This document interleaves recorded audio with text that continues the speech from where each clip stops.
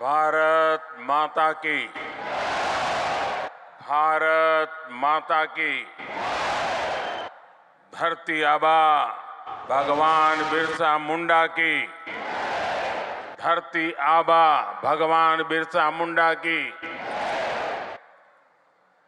झारखंड के राज्यपाल सीपी राधाकृष्णन जी, मुख्यमंत्री श्रीमान हेमंत सोरेन जी, केंद्र सरकार के मेरे सहयोगी मंत्री अर्जुन मुंडा जी, अन्नपूर्णा देवी जी, हम सबके वरिष्ठ मार्गदर्शक श्रीमान करिया मुंडा जी, मेरे परम मित्र बाबूलाल मरांडी जी, अन्य महानुभाव और झारखंड के मेरे प्रिय परिवारजन, आप सभी को जोहार।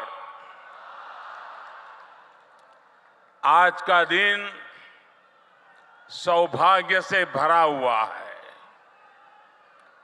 मैं कुछ देर पहले ही भगवान बिरसा मुंडा की जन्मस्थली उलीहातू से लौटा हूं। उनके परिजनों से भी बड़ी सुखद मुलाकात हुई है और उस पवित्र माटी को माथे पर चढ़ाने का एक परम सौभाग्य मुझे मिला है। मुझे भगवान बिरसा मुंडा मेमोरियल पार्क और फ्रीडम फाइटर म्यूजियम देखने का भी अवसर मिला है।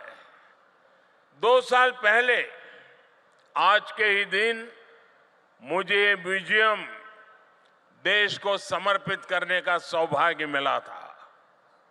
मैं सभी देशवासियों को जनजातीय गौरव दिवस की बहुत बहुत बधाई देता हूं, अपनी शुभकामनाएं देता हूं और देश के सैकड़ों स्थानों पर देश के सभी वरिष्ठ जन आज झारखंड का स्थापना दिवस भी मना रहे हैं।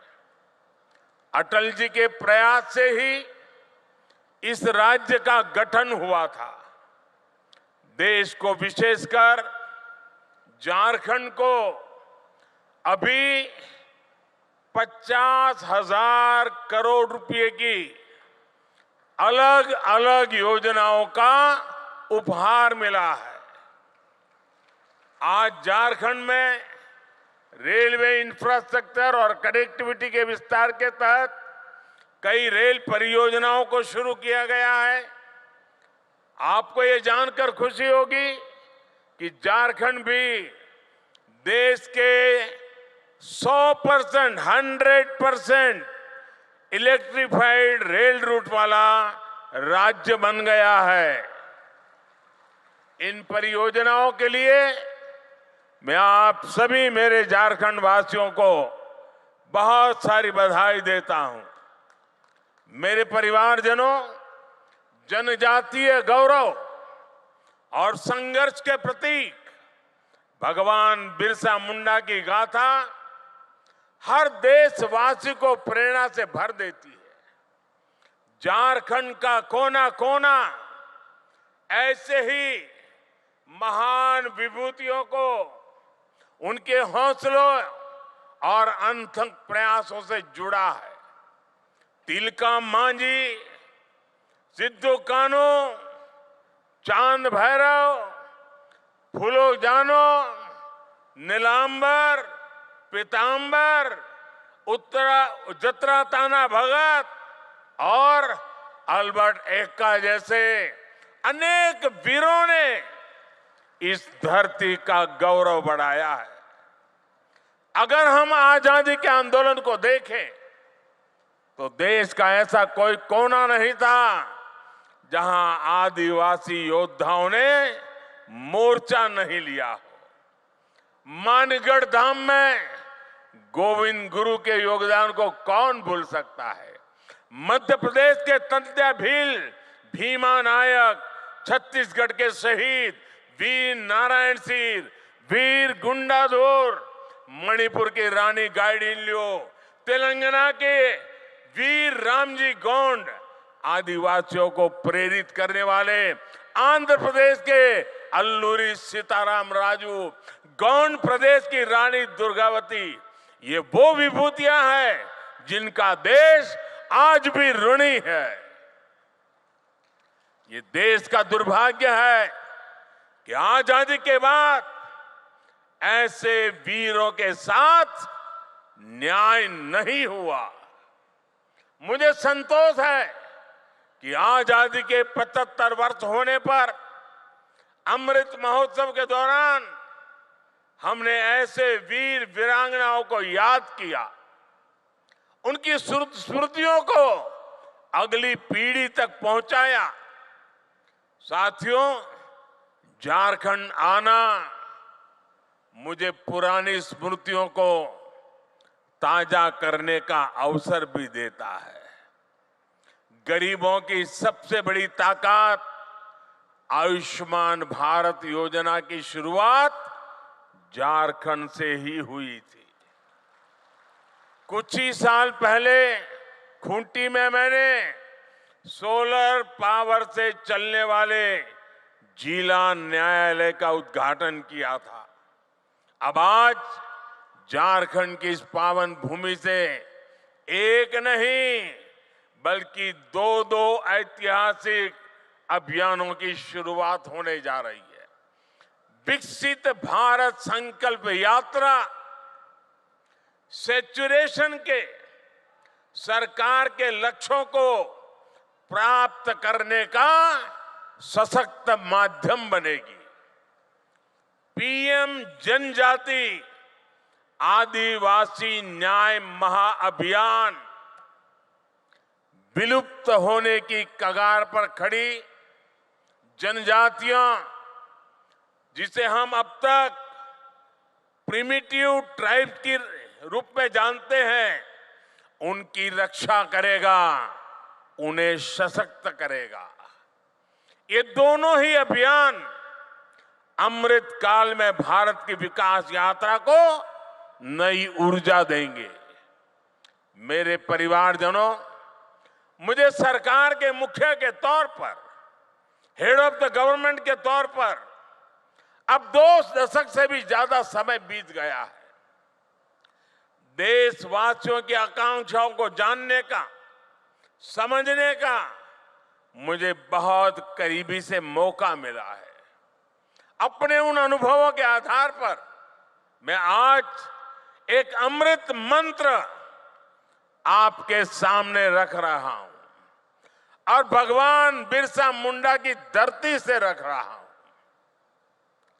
अगले 25 वर्षों के अमृत काल में अगर हमें विकसित भारत की भव्य और दिव्य इमारत का निर्माण करना है तो हमें उसके 4 अमृत स्तंभों को और मजबूत करना होगा, निरंतर मजबूत करना होगा।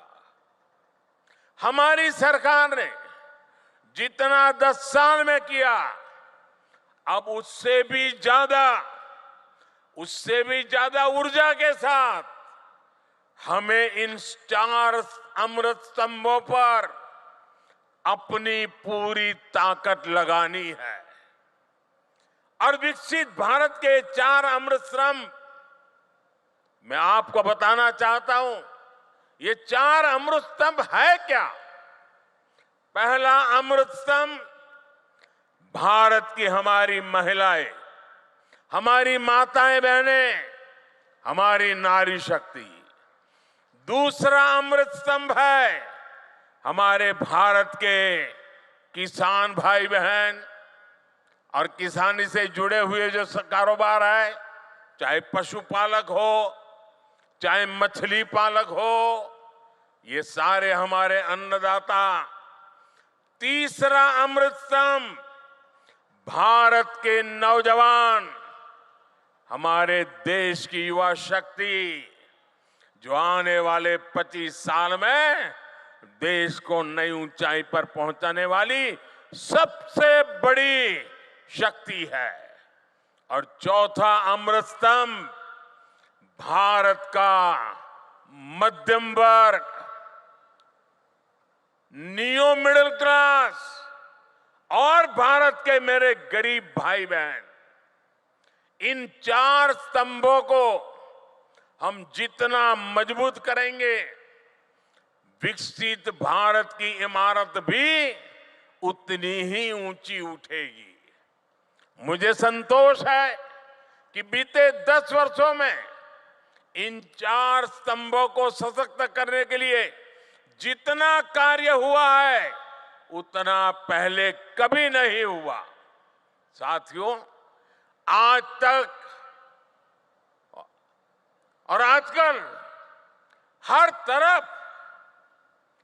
भारत की इस सफलता की चर्चा है कि हमारी सरकार के 5 वर्षों में 13 करोड़ से ज्यादा लोग गरीबी से बाहर निकले हैं। आखिर बीते कुछ वर्षों में ऐसा क्या हुआ जो इतना बड़ा परिवर्तन जमीन पर देखने को मिला है? 2014 में जब हमें आप सबने दिल्ली की गादी पर बिठाया, सरकार चलाने का दायित्व दिया, उस दिन से हमारा सेवा काल शुरू हुआ है। हम सेवा करने के लिए आए हैं और उस सेवा काल के बात करूं तब उस समय हमारे आने से पहले भारत की एक बहुत बड़ी आबादी मूलभूत सुविधाओं से वंचित थी। देश के करोड़ों गरीबों ने इस बात की उम्मीद भी छोड़ दी थी कि कभी उनका जीवन बदल पाएगा। और सरकारों का रवैया भी ऐसा था कि वो खुद को जनता का माई बाप समझती थी। हमने माई बाप की भावना से नहीं बल्कि सेवक की भावना से आपके सेवक की तरह काम करना शुरू किया। जो वंचित थे हमने उन्हें वरीयता देना शुरू किया। जिन्हें सबसे दूर समझा जाता था, सरकार खुद चलकर उनके पास गई। जो दशकों से उपेक्षित थे, हमारी सरकार उनका संबल बनी, उनकी साथी बनी। ब्यूरोक्रेसी वही थी, लोग वही थे, फाइलें भी वही थे, कानून नियम भी वही थे, लेकिन सोच बदली। और सोच बदली तो परिणाम भी बदल गए। 2014 से पहले देश के गांवों में स्वच्छता का दायरा 40% से भी कम था। आज हम 100% के लक्ष्य पर पहुंच रहे हैं। हमारी सरकार से पहले एलपीजी कनेक्शन सिर्फ 50-55% घरों में था। आज करीब करीब 100% घरों में महिलाओं को धुएं से मुक्ति मिल चुकी है।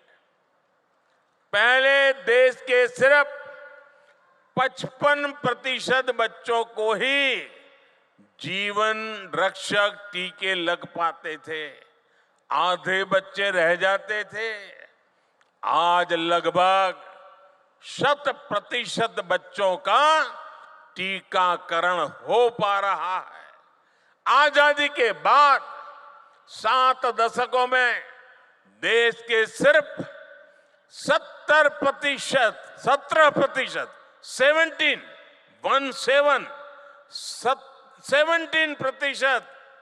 ग्रामीण परिवारों तक नल से जल की सुविधा थी। 20% भी नहीं। जल जीवन मिशन की वजह से आज ये भी 70% तक पहुंच रहा है। और साथियों, हम आप जानते हैं कि समाज में जिनको उस समय मिला था वो कौन थे? ये शुरुआती मलाई मिली वो लोग कौन थे? ये सारे रसूखदार लोग हुआ करते थे। जो संपन्न लोग होते थे, जिनकी सरकार में पहुंच होती थी, पहचान होती थी, वो सुविधाएं और व्यवस्थाएं आसानी से जुटाते थे और सरकार का भी मन दिमाग ऐसा था, उन्हीं को ज्यादा देते थे।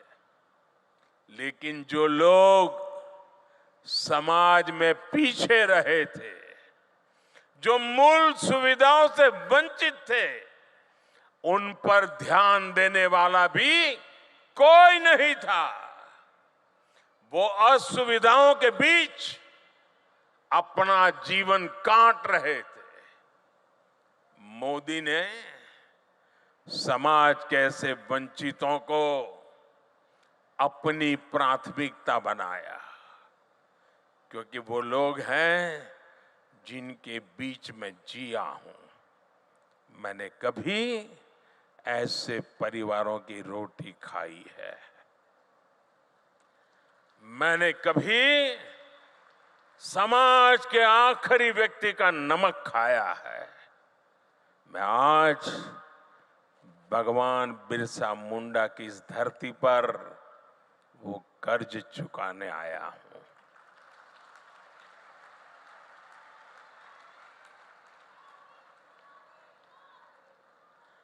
मेरे परिवारजनों, आमतौर पर सरकारों का रवैया रहता है कि जो आसानी से हासिल हो जाए उस लक्ष्य को पहले प्राप्त करो।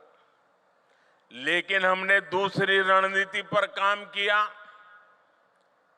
मैं तो ज्ञानियों को कहूंगा इसका अध्ययन करें। आपको याद होगा, आजादी के इतने दशकों के बाद भी 18,000 गांव ऐसे रह गए थे जहां बिजली नहीं पहुंची थी। 18वीं शताब्दी में जीने के लिए, अंधेरे में जीने के लिए मजबूर थे। उन्हें अंधेरे में जीने के लिए छोड़ दिया गया था, क्योंकि वहां बिजली पहुंचाने के लिए कई तरह की मुश्किलों का सामना कठिन था, मैं मानता हूं। लेकिन कठिन था तभी तो करना होता है। मक्खन पे लकीर तो हर कोई करता है, अरे पत्थर पर भी तो लकीर करनी चाहिए। और मैंने लाल किले से वादा किया था देश को कि मैं 1000 दिन में 18,000 गांवों तक बिजली पहुंचाने का कठिन संकल्प मैंने सार्वजनिक रूप से लिया था। और आज मुझे सर झुका करके कहना है कि ये आपके सेवक ने उस काम को समय पर पूरा कर दिया था।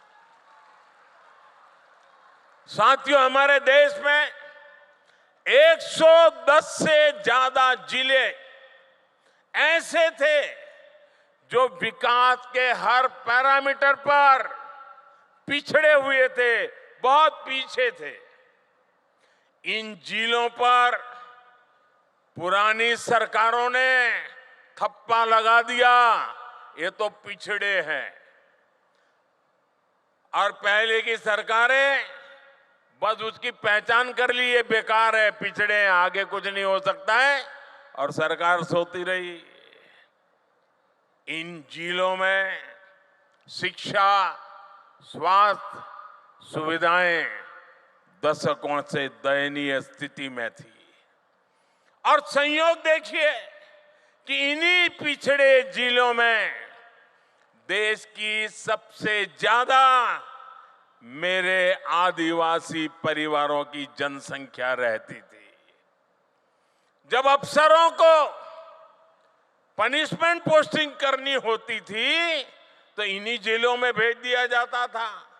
थका हुआ, हारा हुआ, नाकाम जो व्यक्ति है उसी को कहते जाओ यार तुम उधर रहो, तुम्हारा इधर काम नहीं है। अब वो जाके क्या करेगा? इन 110 से ज्यादा जिलों को अपने हाल पर छोड़कर भारत कभी विकसित नहीं हो सकता था। इसलिए वंचितों को वरीयता के सिद्धांत पर चलते हुए हमारी सरकार ने इन जिलों को एस्पिरेशनल डिस्ट्रिक्ट, आकांक्षी जिलों के रूप में घोषित किया। हमने इन जिलों में सरकारों को विश्वास में लेकर के सबसे होनहार अफसरों को नियुक्त करने पर जोर दिया। जिन जिलों में हम शिक्षा, स्वास्थ्य, सड़क ऐसे अनेक विषयों पर शून्य से काम शुरू करके सफलता के नए शिखर पर पहुंच रहे हैं। यहां झारखंड में भी ये अपना खूंटी समेत ऐसे कई जिले उस सूची में है। अब आकांक्षी जिला अभियान की सफलता को आकांक्षी ब्लॉक कार्यक्रम के जरिए इसका विस्तार किया जा रहा है। मेरे परिवारजनों, दशकों तक हमारे देश में सोशल जस्टिस, सामाजिक न्याय और सेक्युलरिज्म न जाने रोज सुबह शाम इसके गीत तो बहुत गाए, बयानबाजी बहुत होती रही। सच्चा सेक्युलरिज्म तभी आता है जब देश के किसी भी नागरिक के साथ भेदभाव की सारी संभावनाएं खत्म हो जाए। सामाजिक न्याय का भरोसा तभी मिलता है जब सबको बराबरी से, समान भावना से सरकारी योजनाओं का लाभ मिले। दुर्भाग्य से आज भी बहुत से राज्यों में कई गरीब हैं जिनके पास योजनाओं की पर्याप्त जानकारी नहीं है।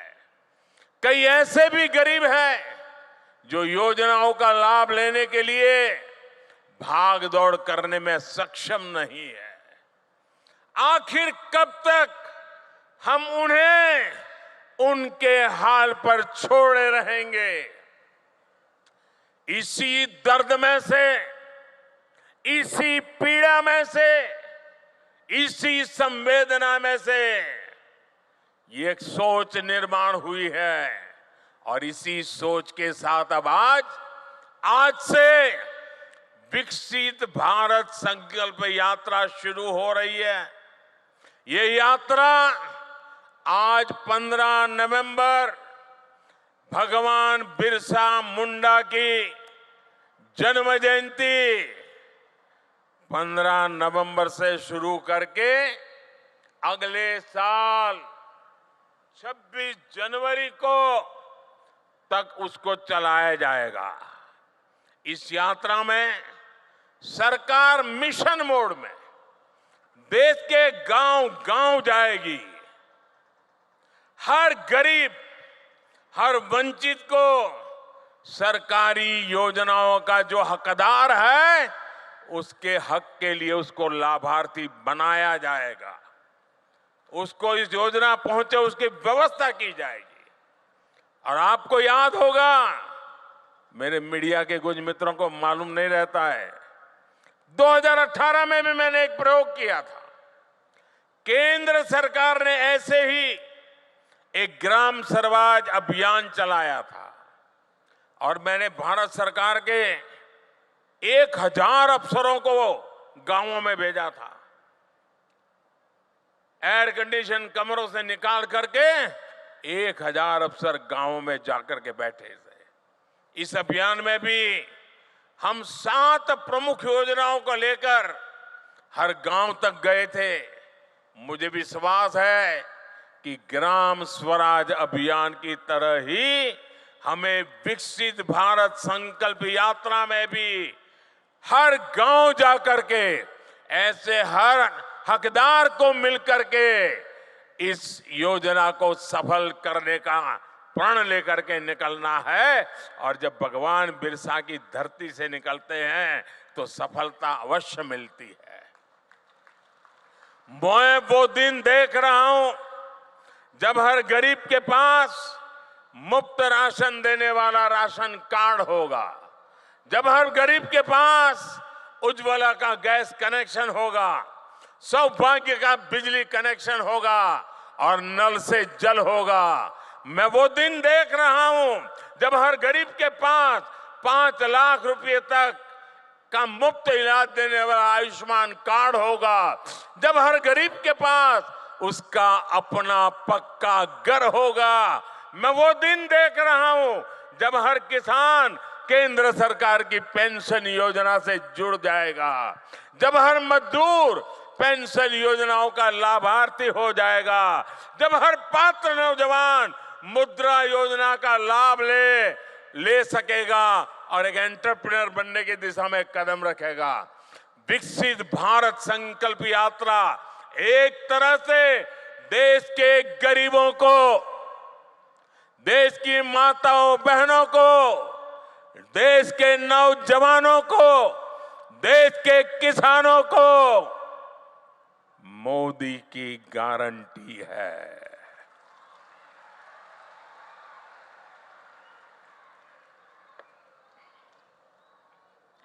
और जब मोदी की गारंटी होती है ना, तो आप जानते हैं वो गारंटी क्या होती है? मोदी की गारंटी यानी गारंटी पूरा होने की भी गारंटी।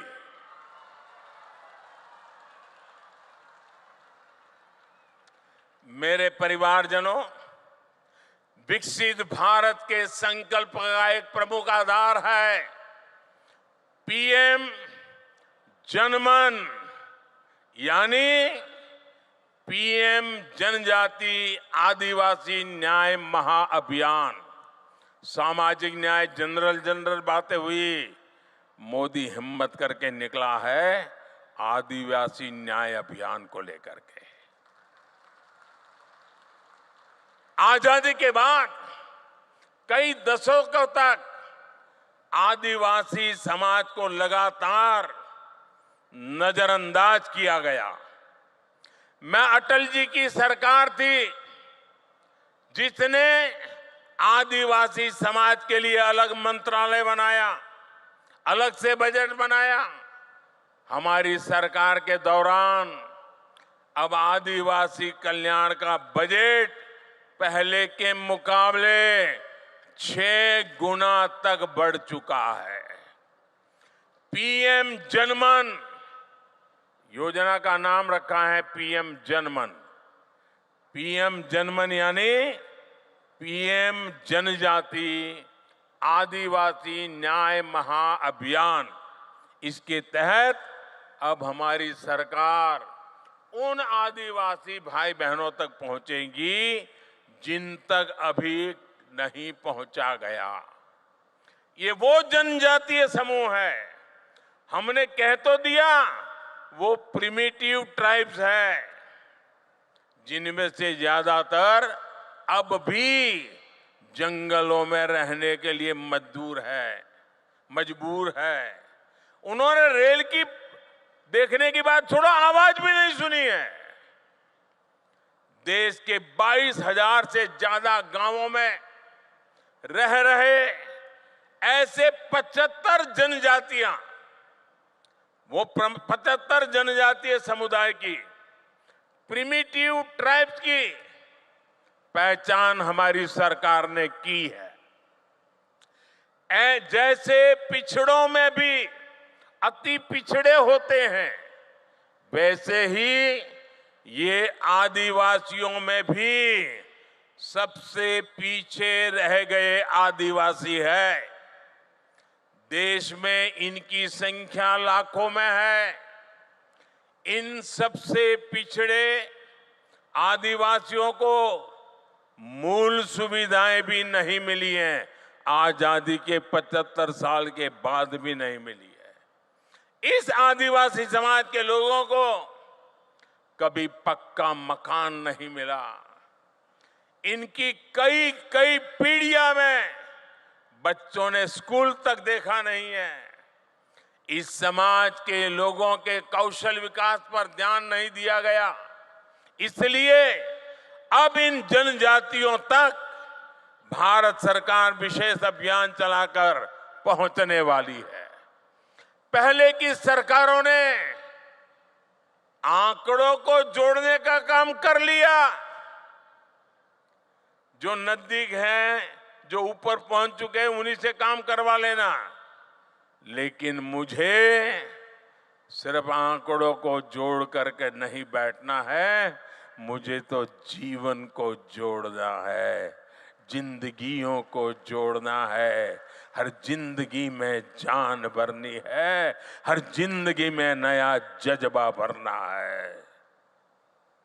इसी लक्ष्य के साथ आज पीएम जनजाति आदिवासी न्याय महाअभियान यानी पीएम जनमन, हम जनगण मन तो गाते हैं, आज मैं पीएम जनमन के साथ इस महाअभियान की शुरुआत हो रही है। इस महाअभियान पर भारत सरकार 24,000 करोड़ रुपए खर्च करने जा रही है। साथियों, इस महाअभियान के लिए मैं विशेष तौर पर आदरणीय राष्ट्रपति द्रौपदी मुर्मू जी का आभार व्यक्त करना चाहता हूं। हमने अभी उनका वीडियो संदेश भी सुना है। जब वो यहां झारखंड में राज्यपाल थी और उससे पहले जब ओडिशा में भी वो मंत्री के रूप में काम करती थी, सामाजिक कार्यकर्ता के रूप में काम करती थी, तो ऐसे आखिरी छोर पर रहने वाले आदिवासी समूहों को आगे लाने के लिए वो दिन रात प्रयास करती रहती थी। राष्ट्रपति बनने के बाद भी वो राष्ट्रपति भवन में ऐसे समूहों को सम्मान के साथ बुलाती रही, उनकी समस्याओं को समझ करके उसके उपाय की चर्चा करती रही।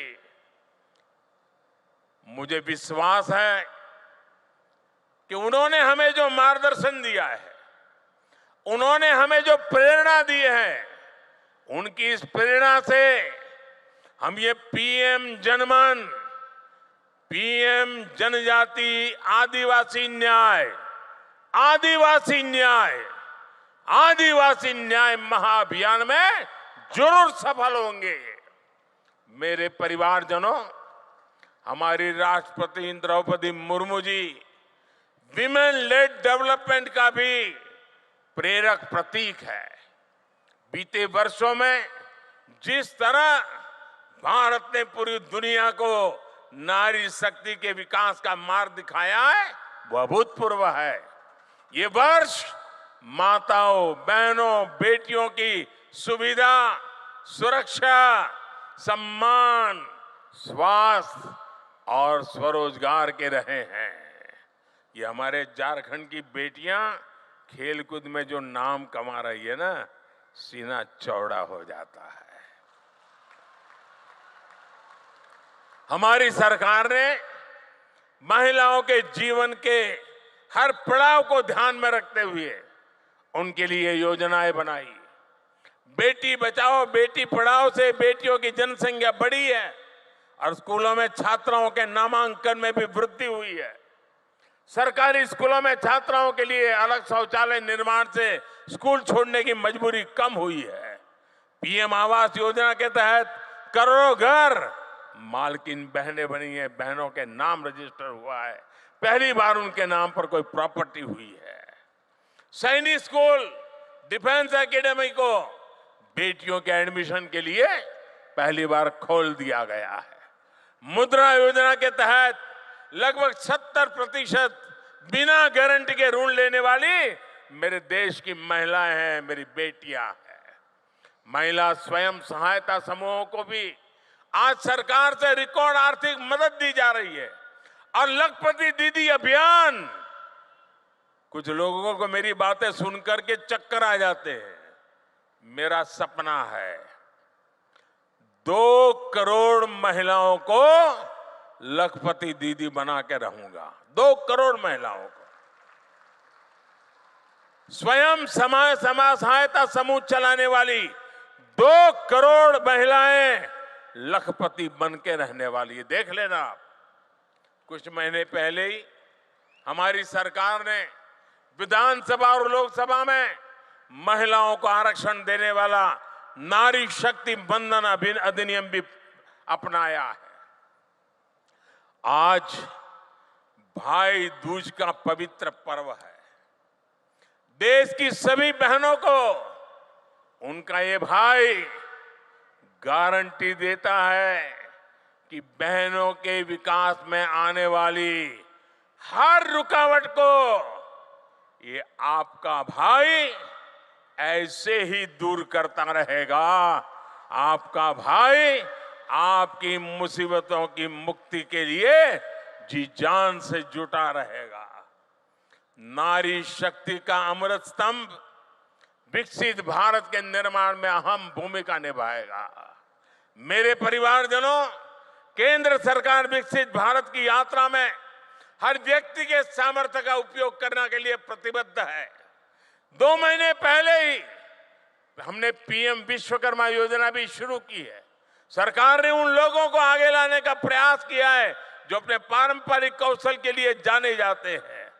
कुम्हार हो, लोहार हो, सुतार हो, सुनार हो, मालाकार हो, राजमिस्त्री हो, बढ़ई हो, अरे कपड़े धोने वाले हो, कपड़े सिलने वाले हो, जूते बनाने वाले हो, ऐसे हमारे साथी, ये हमारे विश्वकर्मा साथी, इस योजना के तहत विश्वकर्मा साथियों को आधुनिक ट्रेनिंग मिलेगी और ट्रेनिंग के दौरान उनको पैसा मिलेगा, उनको अच्छे नए औजार मिलेंगे, नई टेक्नोलॉजी मिलेगी और इस पर 13,000 करोड़ रुपए खर्च किए जाएंगे। मेरे परिवारजनों, आज देश के किसानों को पीएम किसान सम्मान निधि की 15वीं किस्त रिलीज की गई है। अब देश के करोड़ों किसानों के खातों में भेजी गई कुल रकम 2,75,000 करोड़ रुपए को पार कर गई है। आप में से जो किसान यहां बैठे होंगे, उनके मोबाइल पर मैसेज आ चुका होगा कि 2,000 रुपया आपके खाते में जमा हो गया है। कोई कटकी कंपनी नहीं, कोई बिचौलिया नहीं, डायरेक्ट मोदी का सीधा नाता रहता है आपके साथ। ये वही किसान है जिनकी पहले कोई पूछ नहीं होती थी। अब इन किसानों की जरूरतों का ध्यान सरकार रख रही है। ये हमारी सरकार है जिसने पशुपालकों और मछली पालकों को किसान क्रेडिट कार्ड की सुविधा से जोड़ा है। पशुधन के मुफ्त टीकाकरण की हमारी सरकार ने 15,000 करोड़ रुपए खर्च किए। कोरोना के बाद आपको मुफ्त टीका लगा, हजारों करोड़ खर्च किए गए, आपके हर परिवारजन को बचाने की कोशिश की गई। इतना ही नहीं, अब 15,000 करोड़ रुपया खर्च करके मुफ्त में पशु का टीकाकरण भी हो रहा है। आप भी इसका फायदा उठाइए। मछली पालन को बढ़ावा देने के लिए अभी मैं यहाँ एक प्रदर्शनी लगी है। 1-1, 1.5 लाख रुपए वो मछली और उसमें से मोती बनाने का काम कर रहे हैं। मत्स्य संपदा योजना के तहत आर्थिक मदद दी जा रही है। आज देश में 10,000 नए किसान उत्पाद संघ एफपीओ बन रहे हैं। इससे किसानों की लागत कम हुई है और बाजार तक पहुंच आसान हुई है। हमारी सरकार के प्रयासों से इस वर्ष इंटरनेशनल मिलेट ईयर मनाया जा रहा है। मोटे अनाज को श्री अन्न की पहचान देकर विदेश के बाजारों तक पहुंचाने के लिए पूरी तैयारी हो रही है। इसका भी लाभ हमारे आदिवासी भाई बहनों को होगा। साथियों, सरकार के इन चौतरफा प्रयासों से झारखंड जैसे राज्यों में नक्सली हिंसा में भी कमी आई है। 1-2 साल में झारखंड की स्थापना के 25 साल पूरे होने जा रहे हैं। ये झारखंड के लिए बहुत ही प्रेरणादायी समय है। इस माइलस्टोन पर झारखंड में 25 योजनाओं के सैचुरेशन का लक्ष्य लेकर काम शुरू किया जा सकता है। मैं झारखंड सरकार से भी आग्रह करूंगा, मैं झारखंड के सभी नेताओं से आग्रह करूंगा कि 25 साल का लक्ष्य तय करके एक बहुत बड़ा अभियान चलाया जाए। इससे राज्य के विकास को नई गति मिलेगी और यहाँ के लोगों का जीवन भी और आसान बनेगा। हमारी सरकार शिक्षा के विस्तार और युवाओं के अवसर देने के लिए प्रतिबद्ध है। देश में आज आधुनिक राष्ट्रीय शिक्षा नीति बनी है। अब विद्यार्थियों को मातृभाषा में मेडिकल और इंजीनियरिंग की पढ़ाई का विकल्प मिल रहा है। बीते 9 वर्षों में पूरे देश में 300 से अधिक यूनिवर्सिटीज बनी है, 5,500 से अधिक नए कॉलेज बने हैं। डिजिटल निधि अभियान ने युवाओं को नए अवसर दिए हैं। गांव-गांव कॉमन सर्विस सेंटर्स में हजारों युवाओं को रोजगार मिला है। 1 लाख से अधिक स्टार्टअप के साथ दुनिया का तीसरा बड़ा इकोसिस्टम भारत में बना है। आज रांची में IIM कैंपस और IIT ISM, धनबाद में नए हॉस्टल का भी लोकार्पण हुआ है। साथियों, अमृत काल में 4 अमृत स्तंभ, हमारी नारी शक्ति, हमारी युवा शक्ति, हमारी कृषि शक्ति और हमारे गरीब और मध्यम वर्ग की सामर्थ्य शक्ति भारत को निश्चित ही नई ऊंचाई पर ले जाएंगे, विकसित भारत बनाएंगे। मैं इन परियोजनाओं के लिए, राष्ट्र निर्माण के इस अभियानों के लिए एक बार फिर आप सबको निमंत्रण भी देता हूं, आप सबको बधाई भी देता हूं। मेरे साथ मैं कहूंगा, भगवान बिरसा मुंडा, आप कहिए अमर रहे, अमर रहे। भगवान बिरसा मुंडा अमर रहे, अमर रहे। भगवान बिरसा मुंडा। दोनों हाथ ऊपर करके पूरी ताकत से बोलिए, भगवान बिरसा मुंडा, भगवान बिरसा मुंडा, भगवान बिरसा मुंडा, भगवान बिरसा मुंडा। आपका सबका बहुत बहुत धन्यवाद।